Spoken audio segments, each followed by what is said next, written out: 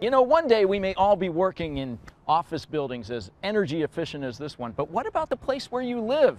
Kim Holcomb visits the home of the future. Just because I feel like right when you get home, we should boogie.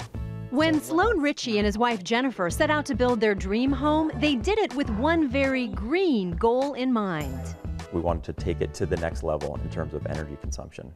So they teamed up with NK Architects to create a place unlike any other, one that combined the latest in sustainable building practices with cutting-edge design.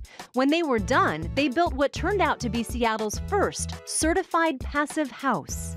A passive house basically is a home that is constructed to use 90% less heating and cooling energy versus, a typical house.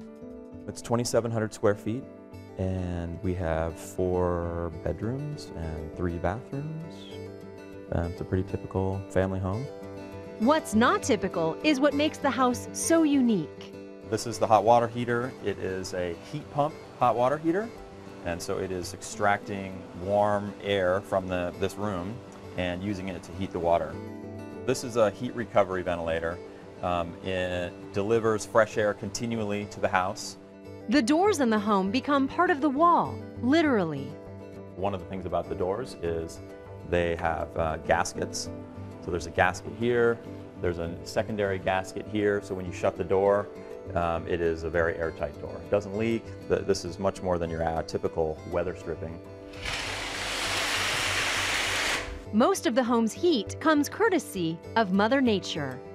We have these windows, which are a special type of window that allows more solar gain to come through the glass. The window is quite thick. The glass is triple paned and almost 2 inches thick between the 3 panes of glass. With features like 16-inch insulation-filled walls and airtight construction, keeping warm is not a problem. Having lived in a typical Seattle home that had no insulation and drafty windows, being able to be in a home in the wintertime that's super comfortable is amazing to me. It's springtime in Seattle and the heat hasn't been on for a month. It's basically, 70 degrees all the time. The smallest bit of green in this house may be what they spend on their utility bills. They're half what they were in our last house, and this house is also twice as large. So it's a significant reduction. With construction and cost changing for the better, this home of the future is closer than you think.